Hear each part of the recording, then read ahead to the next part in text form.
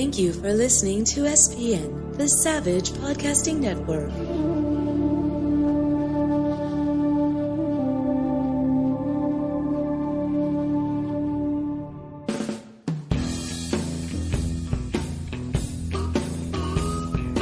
You're listening to The Stephen Savage Show on the Savage Podcasting Network. And now here's your host, film and television director, Stephen Savage. Thank you, Andrea, and welcome everybody. Savage here with you for the first Stephen Savage Show podcast of 2021, the official podcast of the Idlewild International Festival of Cinema, which is headed into its 12th season this coming March 8th through the 14th. And as always, we're podcasting from Lunatopia Studios in the picturesque village of Idlewild, California, just a couple hours outside of Los Angeles, but a world away at just under 6,000 feet, high atop beautiful Mount San Jacinto. Just a note, due to COVID restrictions, the 2021 festival will be a completely virtual online festival this year, but we are confident we'll be back up and running as a live event in 2022 with an expanded festival and lots of new surprises in store. The Idlewild 2021 official selections have been named now, with 100 feature films, featurettes, shorts, documentaries, and animations from more than a dozen countries from around the globe. And they'll be up on the Idlewild Film Festival website within a few days of this podcast release. So keep your eye out for that.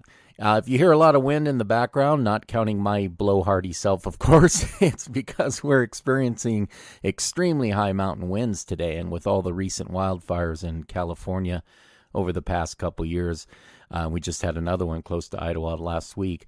The powers that be will cut off all the power in our area if the winds get too crazy, to avoid a fire due to a fallen power line or anything like that. So if we do get shut down, I will come back on ASAP to continue the episode as soon as the power's restored.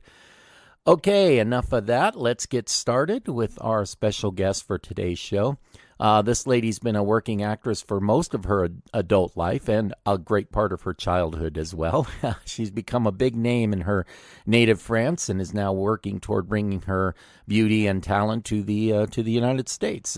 You've seen her in the hit Netflix series Versailles, and she currently keeps busy appearing in some of the biggest shows on French television, including the top-rated crime drama Spiral. She's a Cannes Film Festival winner, holds a PhD in law, and speaks fluently in 3 languages, including English, which is good for the show as my French is awful. But plus she's a published photographer, an entrepreneur, an activist for animal rights and the environment, and a tireless worker for charitable events worldwide. A true Renaissance woman, if ever there was one. So let me welcome, calling in from her home outside of Paris, actor, writer, director, producer, Nathalie Boyer. Nathalie, how are you, my friend? Hey, hello. What an introduction. Thank you. I think I was being subtle. I mean, when I think about all your accomplishments. Thank you so much. And hello, everyone. Thank you for receiving me on your podcast. Actually, that's the first one, so no pressure. And thank you so much. Yeah, this is starting off the new season, and I've got a lot of good interviews in store, but I'm honored that you're the first one for the year. I haven't actually seen you in a few years. You've been busy, and you haven't been back in the States all that much, and I haven't been to Europe since 2015. I was in I can't say that. I was in the UK a year ago, filming part of my new film, Ulysses Coyote. But other than that, I haven't been in the Paris area for a while. You've been to the Idlewild Festival a couple of times, and we do talk. It was in 2015. It was 5 years ago. Yeah, almost 6 now. So yeah, it's been a while, and I can't wait to come back. I miss the USA. You know that. Yeah. And so really, I miss my friends there, and I miss traveling, and I can't wait to come back, actually. So it's been a while. Yeah, it's not the same. I mean, we do keep in touch, and you of course keep in touch with all your friends in the States, but it's just not the same as being able to fly in And that's my favorite thing. I always look, where are my friends at, so I can have an excuse to go see them, to travel. Yeah, it will come back soon, I'm sure. You actually live a couple hours outside of Paris, right? In Carmel, is it? Tell us about that little town here. Okay, yeah. I love my city and my region. I live in a city called Clermont-Ferrand. It's, well, let's say 3 hours from Paris. It's surrounded by volcanoes, sleepy volcanoes. It's a very green region with, I would say maybe almost like the French Texas, because it's, yeah, really. And, but it's beautiful. And actually, it's not a big city, but not too small. We have everything, and culture. The industry here. I mean, talking about the industry of cinema, because we don't call the industry here, Right. and so it's yes, it's getting bigger. So and it's good. It's really good. So that city is fantastic, and I'm very happy because it's less stressing than Paris. It's not far from Paris, so I'm very happy here. It's and the volcanoes have been just registered in the United Nations Patrimony. So I'm almost like you in Idlewild. Right. Yeah. It is about the same. But as an actor, with the new technology and all of the new taped auditions and everything, it really is getting to the point, even Los Angeles or New York, you don't really have to live in the city to work as a filmmaker anymore, which is cool. Which is great, but of course you have to go to Paris. It's like for actors, you have at one point to go to LA or New York because meetings are there. So you have to do that anyway. And but it's getting better, and especially during this troubled time. So it's okay. So you have no excuse not to work. If you're good at that, I mean, doing your tapes, you can work. And I'm happy for young actors. It's great for them, and it's great for us. But yes, we have to go to Paris anyway. Yeah, every once in a while. I mean, even I am not an actor, so I don't have to worry about being in for auditions and things. But you do have to do that one-on-one sort of connection with people to keep your friendships and your connections going. And a lot of times it's just there are still people who want to meet face to face with the person they may be working with. Absolutely. But, well, you know what? Today I had a casting, more meeting with a huge casting director in my own city. They came from Paris, because the project will be shot in my region. So sometimes they do that, and because they want to hire the local actors, which is great. So things have changed, and that's good. So, yeah, it's, I think they make our life easier in a way. So yeah, I was very happy to do that casting here, which is, and it's a huge project. So I think it's good today. Things are changing about that. And of course you can send your videos even abroad. I like that. I like, yeah. So that's good for all of us. And not only actors. Well, I mean, for meetings, it's even better for directors and producers. Yes. It's like I said, as I'm not an actor, so I don't have to be in town for auditions. But it's getting less and less. I haven't done an actual cattle call audition where I had to see 150, 200 people in one day in, I don't know, 7-8 years. It's been more and more of the taped audition thing, and casting people via social networking. I've actually cast actors that I found on Instagram or Facebook. I just see somebody and they've got a person who's got a really good social network platform going for themselves with their acting reels and their bios and everything available. You can learn a lot about somebody before you've even talked to them, But sure, when it comes to callbacks and bringing people in, for the final decision on who's going to get the role, it's better to do it face to face for sure. Yes, I like, the exchange. Right, yeah. I always like to start my interviews by giving my audience a little bio on my guests. So let's kick it off with where you're from originally, your family, your schooling, your training, all of that good stuff. Wow. Just give us a little Nathalie background. Okay, well, so I was raised 1 hour from my city, really in the mountains, really like in Idlewild, Mm-hmm. and I like that, among cows with my grandparents, my parents, and Mm-hmm. I'm very happy about that because it teaches you a lot. I mean, it was a simple life, and but I was dreaming already about acting.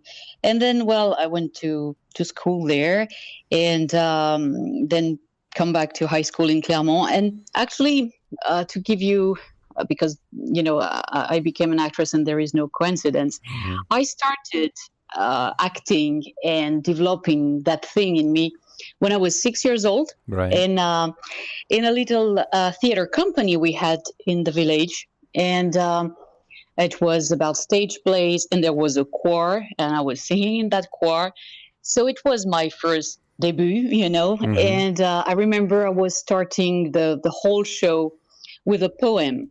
So, it was a big deal for me. There was like 300, 400 people, each Saturday, and I was starting the whole thing with that poem. I had such a pressure, but I was very happy, and so that's the way I started, and it was in me already. I think it's my grandmother, when I was in the farm with them, who gave me the love of movies, especially westerns, with Mm-hmm. Clint Eastwood, and movies with Jean-Paul Belmondo, the famous Mm-hmm. French actor. Mm-hmm. I was watching all those movies, and I knew I wanted to do that. It was in me, and it was about also telling me stories and telling stories. I love that. So that's Mm-hmm. probably why I'm writing, and I want to direct more.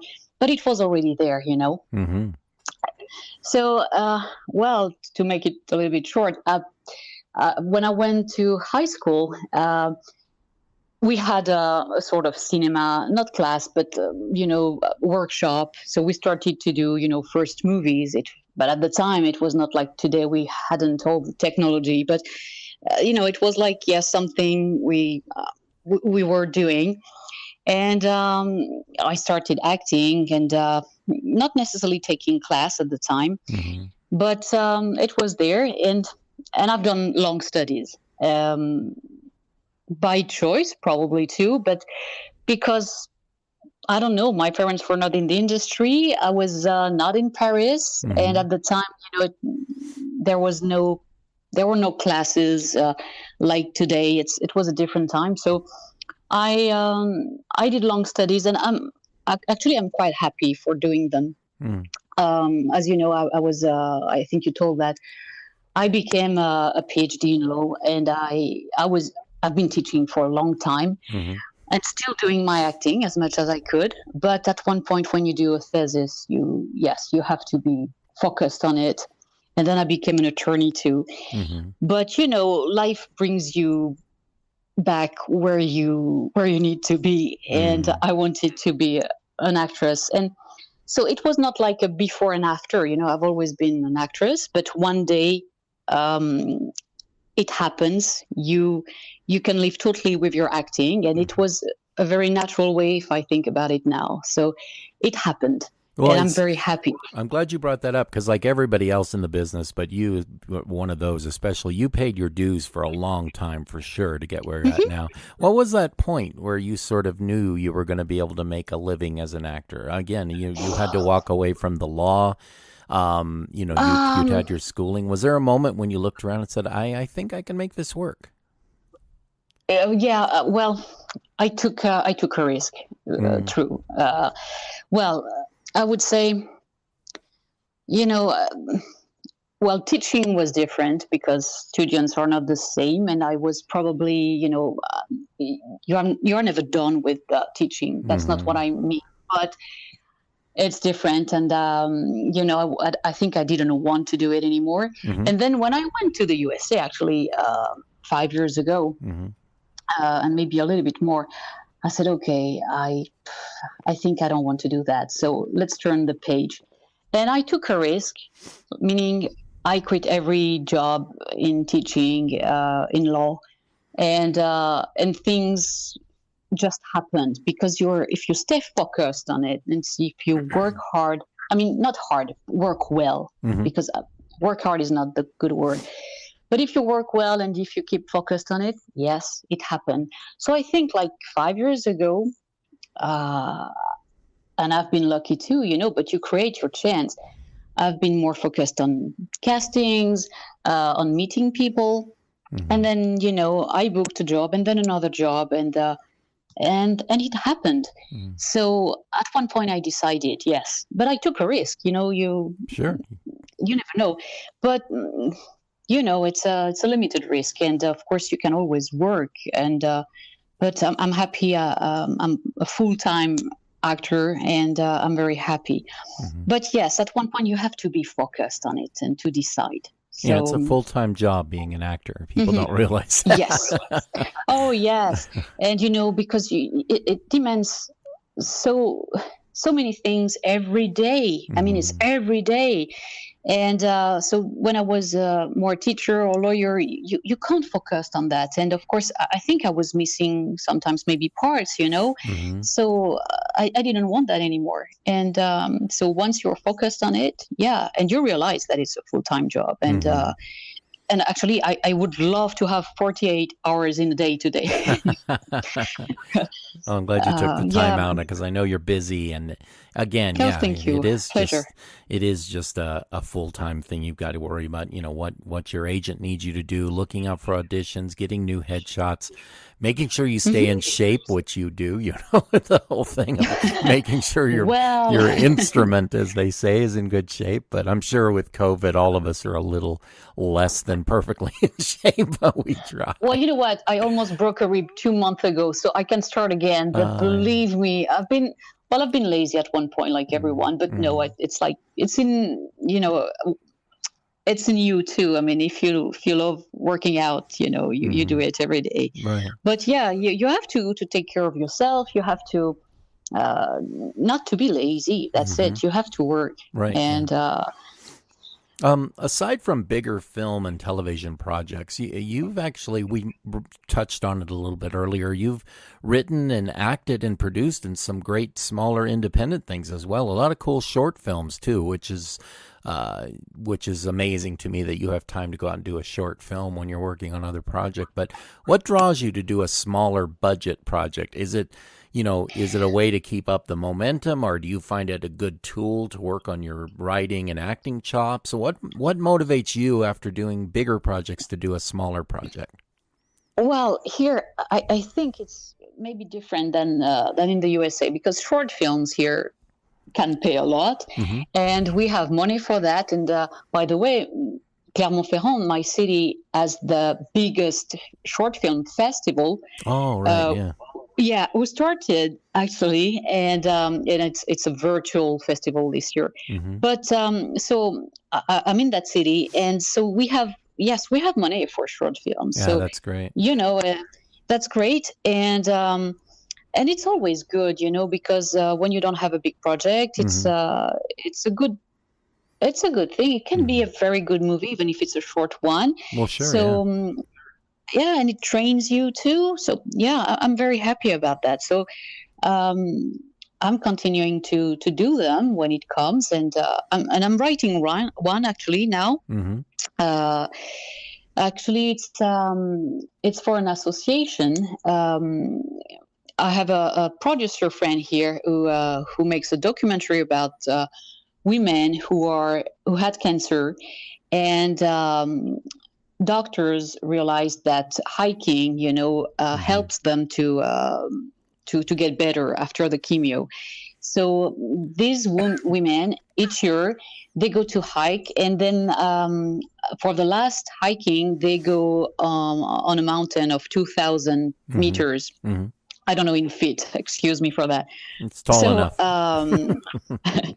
Yeah, and so it's a short documentary, and I said, okay, why not making a short film about a woman who will do that hiking? So I'm writing something about a woman in remission of cancer, and I like that, and you don't maybe 1.5 could happen. But, 15 minutes after the documentary with a lot of emotions, I like writing that.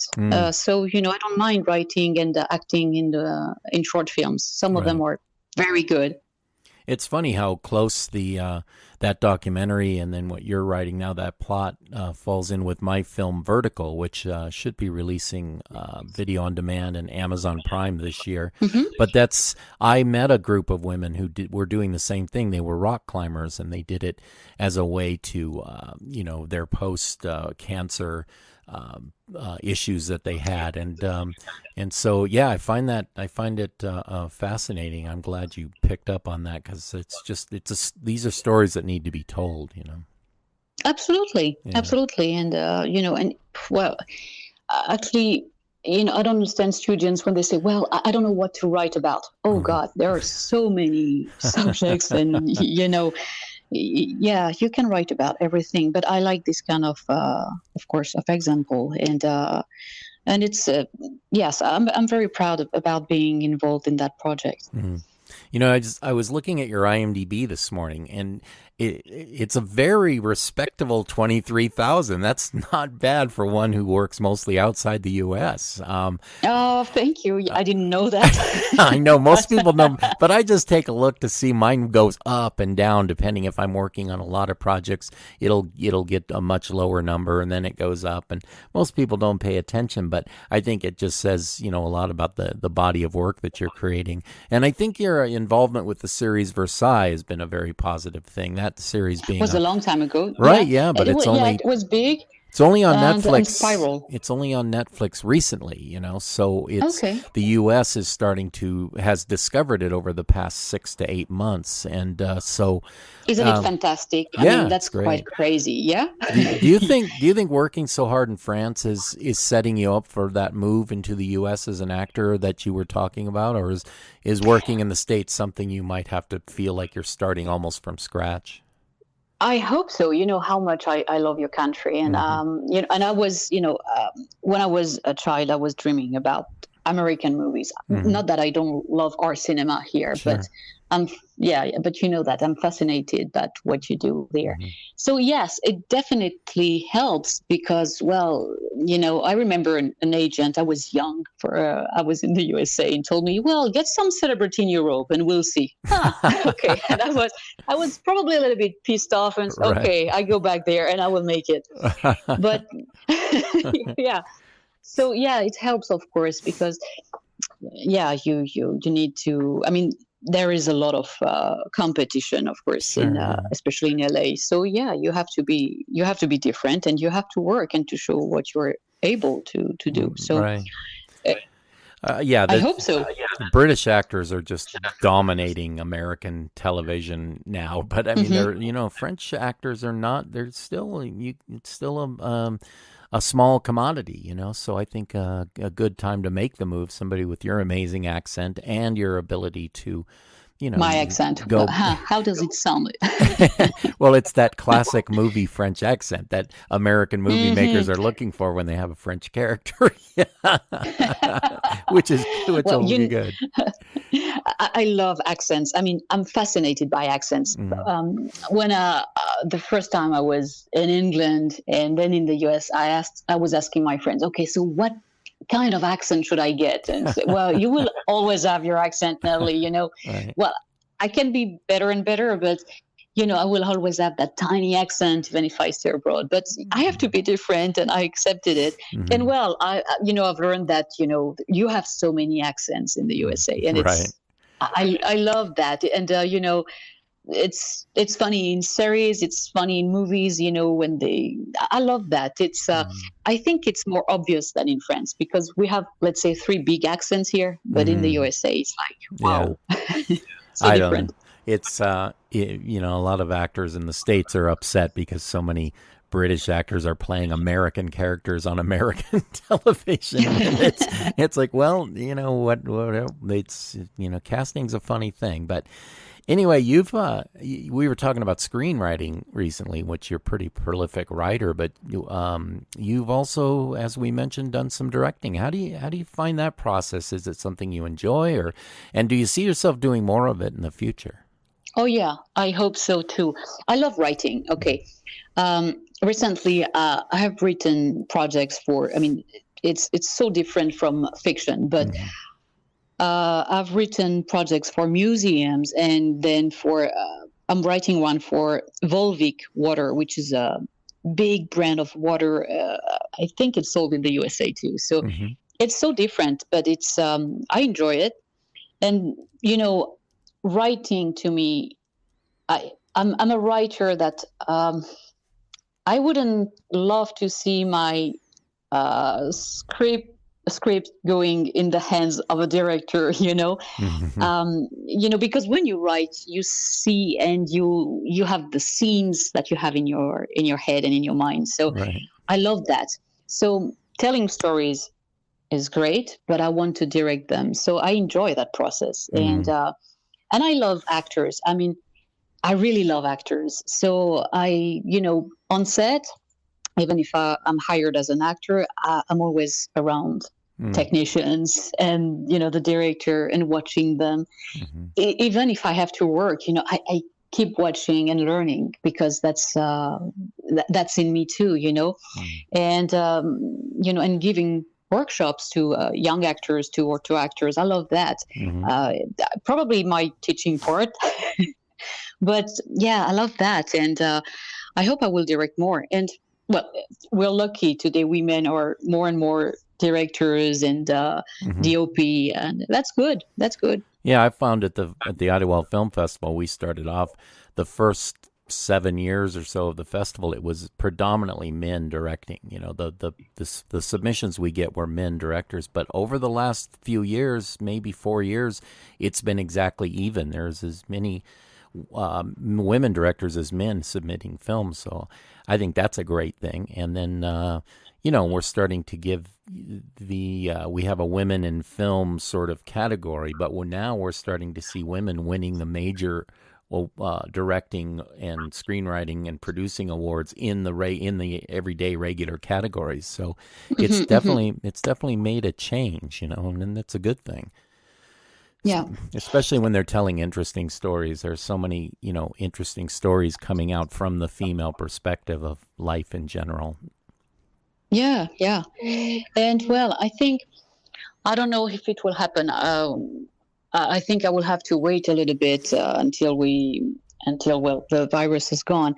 But I'm writing a documentary. I mean, you don't write a documentary, but you have to pitch it about an activist, and it's about a scoop because I've just signed with the guy. It's an activist who is in Costa Rica right now, and so he has a boat and he fights poachers. He rescues animals, and that's probably what I love too. It's my part. It's a part of me. And so I'm going there soon, I hope, to film the guy, but also involved with him. And so it's going to be about him and about me as a volunteer there on that boat and to help him and to work with that guy. So I'm raising money now for doing that documentary, and I can't wait because it's directing, but it's directing with a very short team, maybe a sound guy and a cameraman. Right, but that's it, and probably sometimes alone with the little crew on the boat and, in the jungle. So I like this kind of, directing too. So I can't wait. And I think, it's a part of me, going there and do something with only a few persons, but I like that. Right. Be careful when shooting on a boat if you're looking in the little screen, the little viewfinder on the camera, because I did that one time and I was sick as a dog for the whole shoot because that, your eye gets that perspective and it just makes your stomach completely. It was a terrible day for me, but I got some great footage. Filming on boats is not all that fun. Hey, let's talk about an interesting business project you've got going on, and that's your shoe line that you're working with. Tell us a little bit about your natural fibers shoes. I think this is fascinating. Sorry, I didn't hear about my natural what? Your shoes. You're making. What is the material that this company is making shoes out of? Oh, so yeah, I will. I can't say I'm totally vegan, but I'm getting there, and let's say that I'm concerned, like everyone should Mm-hmm. be on that planet, about our environment Mm-hmm. and animals. Mm-hmm. Probably because I was raised among them. Some people will choose to help more children or to fight other things. That's my thing. Right. So when I was in Paris, during an event, a vegan brand of sneakers just came to me and said, "Okay, Nathalie, we love you. We want you to represent the brand." Okay, and I said, "But is it vegan sneakers?" Well, yes, it's made of cactus leather. Oh, wow. Okay. Cactus.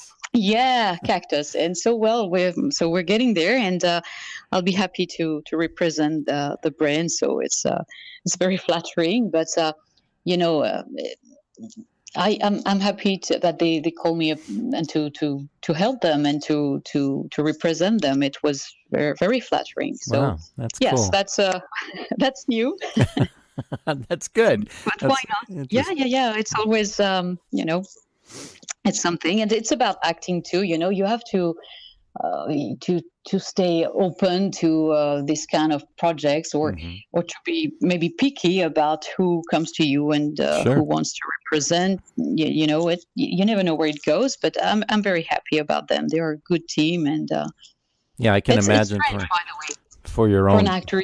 Just yeah, for your sorry, own I cut you. your own branding and everything. You have to make sure you're careful who you Yeah. putting your name on any product. So that's kind of cool. I like that. I just like the idea when I was reading about it.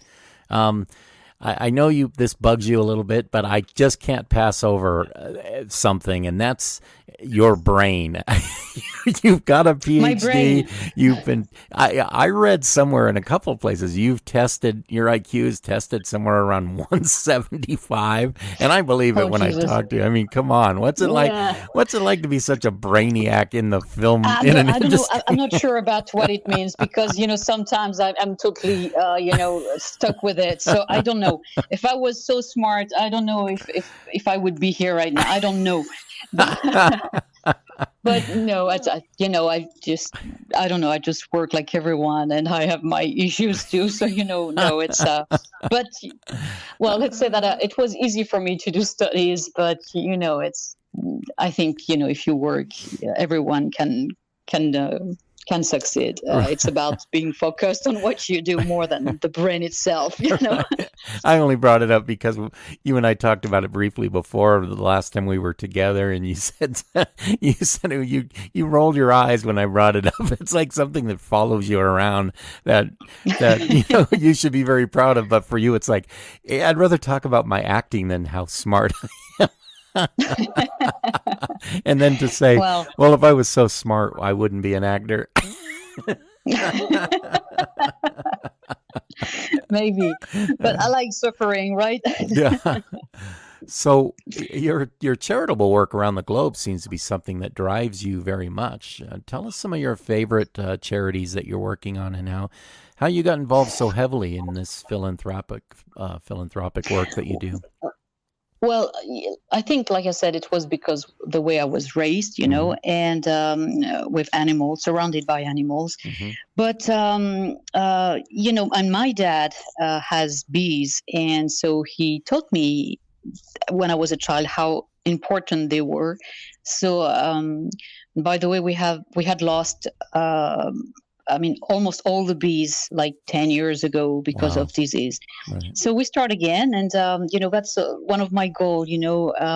To have more in my farm, Mhm. and because they help so much. And So you have yeah, a farm. that's You're taking care of bees on your farm. Is that what you're saying? yes, Mhm. exactly. Mhm.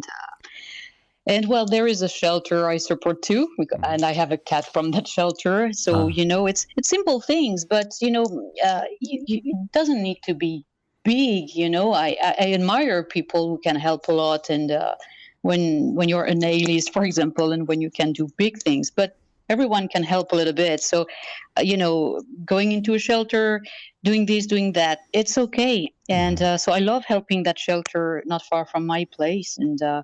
So and it helps a lot. So Mhm.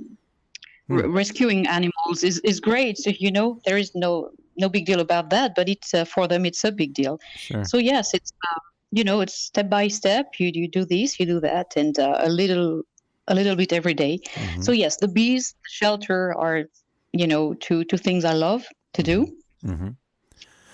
And well, I hope with the documentary, it's different, of course, but it will show that the guy, his name is Pete Bethune, and so it's a scoop, okay? But, showing what guys like that do, fighting poachers, being in a jungle to destroy clandestine gold mines, it's different and it's big. So I want to show that too. So that's why I think I started that documentary to produce it. So really, I like to show what can be done on Earth too. And there are guys who help us a lot, actually. So yeah. I've been looking at your resume and then your IMDb, and you've been fortunate enough to work with some of the bigger names in French cinema and television. And if you're like me, sometimes, when you're working with names that are like iconic, when I'm working, I have to pretend like it doesn't affect me. It's like, oh, I'm working with this guy, and you've just, oh, let's go have coffee. But inside you're going, holy crap, look who I'm working with. Do you have any who's your favorite sort of better known actor or actress that you've worked with? Oh, but I work with, well, I would love to meet Jean-Paul Belmondo, by the way. It's not done. I hope I will. But, well, of course, but I recently worked with Gérard Depardieu. Oh, right, yeah. God, he's one of my favorites. He's one of my favorites. I just love him. Well, being around Gérard is like, wow, everything can happen on set. Right. He's so adorable. Well, he's been adorable with me. We have done that movie. It's a comedy. I think it will be released probably in 3 months. I don't really know, but so imagine the first day he worked with us. We had started the movie maybe 1 week or two, and then one day, so the director, everyone was there. It's in a retirement home. Right. It's a super great comedy with very, very famous old actors. And so the director said, well, stop. Gérard is here. Gérard, okay. And so everybody stopped, everything. And then, they opened the door and Gérard is here. Right. And wow, it's something, of course. And he was so kind, saying hi. Oh, you're here. And he turned and he looked at me. I'm a nurse in that movie. And I was just in front of him and said, and you, what do you do here? What are you doing here? I'm receiving you. Hello. It was so kind, and of course it's. But he's so cool, and he was so nice with everyone. So and after a while, of course, Gérard is here. It becomes like he's a colleague of yours, and you just continue. I love that. Yeah, I love that. It's a good feeling when that person that you're working with just kind of slides into the fact that you're just a filmmaker just like they are, and that's always nice. I like that feeling. Yeah. There is one thing I don't like. It's bad behavior on set, wherever you are. So I love people who are dedicated, technicians, actors, directors, everyone on set. Has to have the same purpose, and it's about making a good movie and to make people comfortable. So sure. Yeah. I love working with good people, and I've been quite lucky. Yeah. Well, now speaking of work, you've been on both sides of the Atlantic as an actor. What are the biggest differences you see moving forward, working in the States as working, in the U.S. and working in France? What do you see are the major differences? If I remember, the first American actor who told me, it was Trevor Etienne. He was in Pirates of Caribbean. Yeah. And you see, Trevor told me once, how is it going, Ali? I said, I'm fine. And you, the same industry with the same people. Mm-hmm. And actually, if I think about it, yes and no. Because I would say that okay, you call that the industry. You call the industry of cinema the industry. Right. I think it tells everything, because here it's not the case. Sure. And I think, well, there are much more actors, directors. It's a huge industry there with a big market. More opportunity, of course. Probably. Mm-hmm. And so here it's smaller. And I think, of course, there are always the curious and the serious in acting. Mm-hmm. But I think Americans are more dedicated, and even British too. Here it's a little bit different about, the process of becoming an actor. Mm-hmm. Here, I guess it's maybe more by chance, or what I'm saying is less true today, because young actors start to understand that they need to work every day and to be focused on that. Mm-hmm. But yes, I would say that Americans are so much dedicated to their acting. I like that. That's why I wanted so much to come and to see the way you were working. Mm-hmm. So I've learned a lot. And by the way, I had good teachers in the USA and here in Paris, coming from the US, mm-hmm. With a different process of creating a character that helped me a lot. Mm-hmm. And I think it's different in France, even if it's changing. The method is so different. Mm. So I'm happy because I've learned that.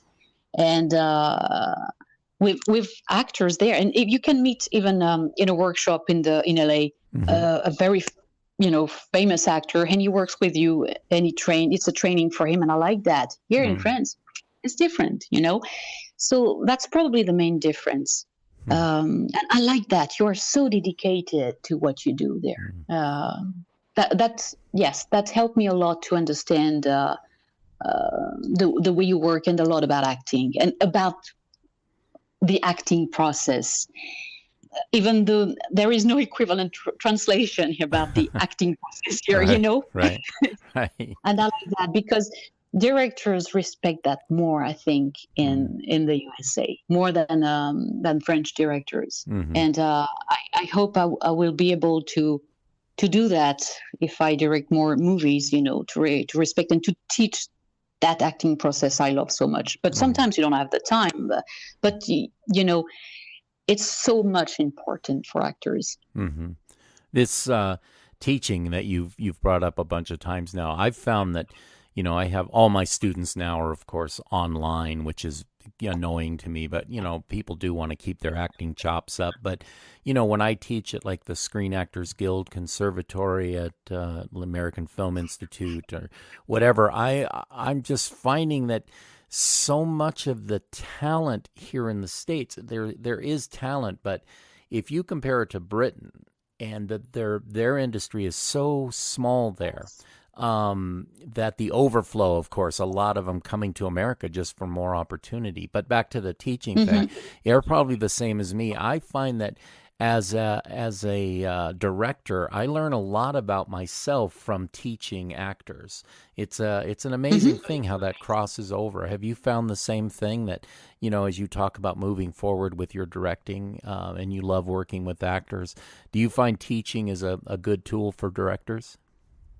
Oh, yes, definitely. And, I would say more, I don't see, and I don't understand how a director can direct if he's not an actor too. He has to sometimes just to be in front of the camera, just for, Sure. just to understand.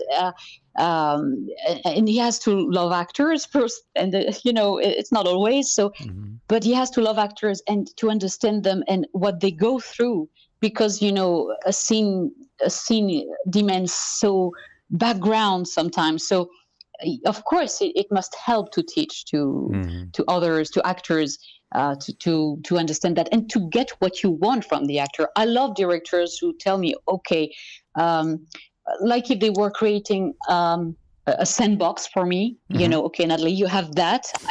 I give you that sandbox, and now you can play. But I want this, that, and then, okay, add what you want, create what you want with me. I can suggest something, but I like that. I like when directors direct. Sure, of course. Yeah. Sometimes if if he has no expectations, okay, it can be good too, because he wants, natural things, and there are directors who do that, and I like that too.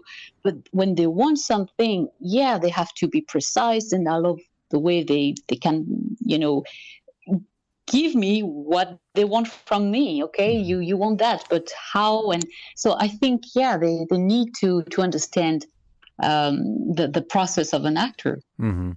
It's funny that we were talking about smaller projects as opposed to big projects. One of the blessings of doing a bigger budget project is that you can have that rehearsal time. There's money to rehearse, and when you're working smaller projects, a lot of times it's just talking character over coffee, and then you don't really work it until you get actually in front of the camera. And so that's one thing because directors and actors, you have to develop this sort of camaraderie, but you have to go in both sides fully aware, fully knowing that what you're doing is you're collaborating, you're making a pact with each other, that we want the best film possible. So how do we come at it?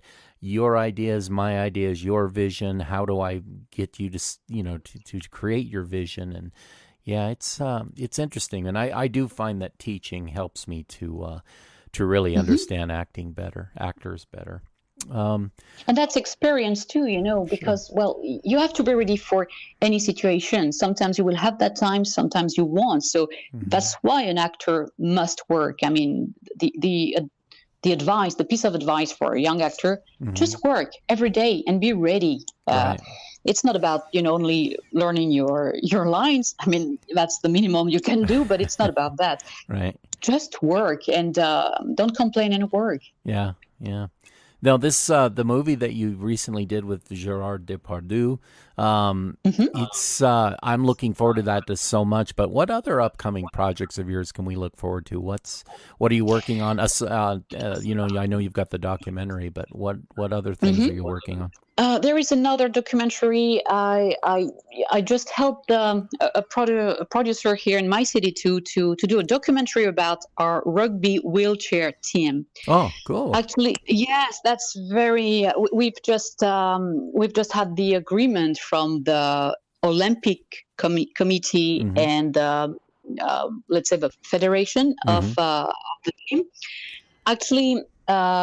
Our French rugby wheelchair team will go to the Olympic Games. It was planned in August 2020, and of course it was delayed. Right. So they will go to Tokyo in August 2021.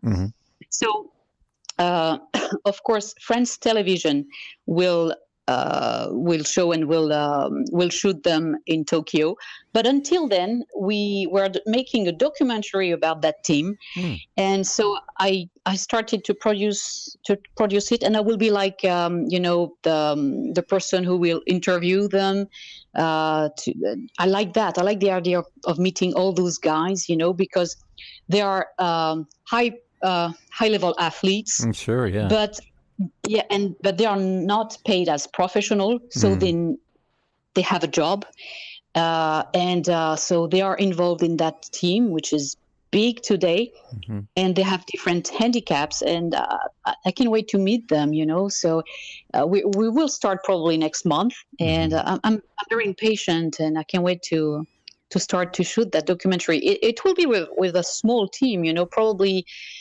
Maybe 2 or 3, so it's this kind of documentary I like to make too, and I can't wait to meet those guys. So that's another project. And I had a big let's say casting. It's more tries than a casting today, and you never know where it goes. It's for a big series here, so fingers crossed. See, no matter what the success rate, you're always looking for the next job. Isn't that amazing?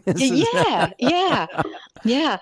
But and I'm very happy actually during that trouble time. I shot a movie at home actually. So I've been writing, of course. I've been working out like everyone at home, but I shot a movie called Dandelion. And it was actually I was lucky because I had my 4K camera here, and I had a green sheet, and in my office I shoot I shot scenes, and I sent them to a director who was in Paris, and we made that little movie called Dandelion. Mm-hmm. It was like the third movie of a trilogy. It's a dandelion to those Americans who didn't get dandelion. You see, now you're laughing about my accent. No, I'm saying all Americans will laugh at it. No, it sounds so beautiful coming out of your mouth, and then we have, it's called dandelion. Dandelion. No, it's not dandelion, Natalie. It's dandelion. And it's okay. I got it. I like your way better than our way. You see, but. So that's why in a script, they must say, okay, that lady, yes. Let's say that her father was French because... Right. So, Dandelion. So it was about, yes, that trilogy. And, it took me actually, let's say the second part of the quarantine. For 1 month, I've been shooting scenes at home alone. And actually that movie... is like 5 minutes, 6 minutes, and we won the best prize for in a festival in New York, for the Global Short Film Festival.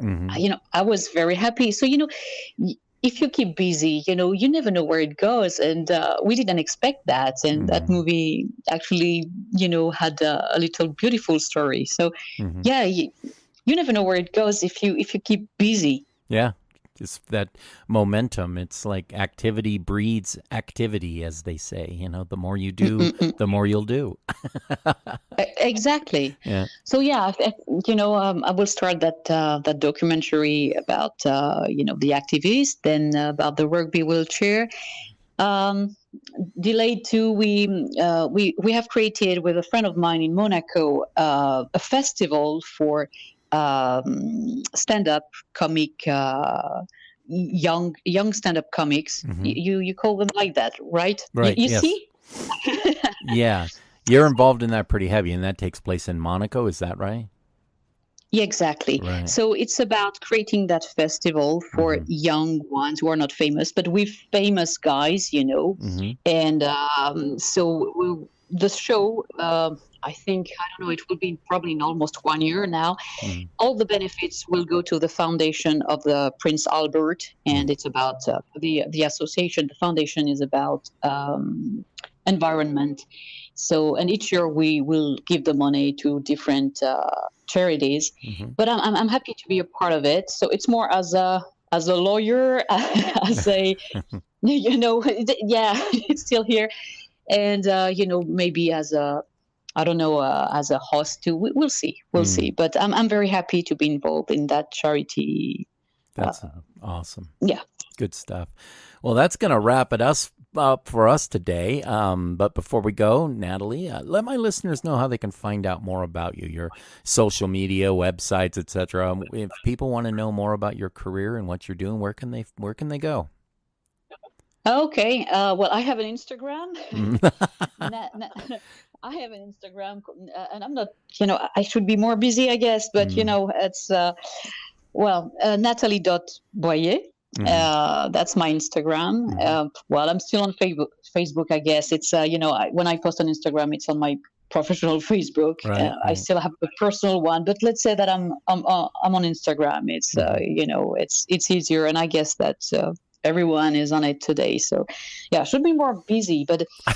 Like you said, you hired people on Instagram. I'm still surprised sometimes with that, but it's it's a part of being an actor today, I guess. So but so you can find me there and call my agent. There you go. There you have it. So I want to remind everyone that the Idlewild International Festival of Cinema will be totally virtual this year, but it's going to be a great one. Check out the website for updates on scheduling, nominations, etc. at idlewildcinemafest.com. And a reminder that you can hear this podcast as well as Fatal Gothic, the true crime history podcast that I do with actress Julia Parker on Apple Podcasts, iHeartRadio, Spotify, SoundCloud, Google Podcasts, Amazon, Prime Music, wherever you get your favorite podcast, you'll find us. So for myself and Nathalie Boyer, Have a great week, and we will see you next time. Thank you, Nathalie. Thank you so much for having me. That was a pleasure. Thank you so much, Stephen. Thank you.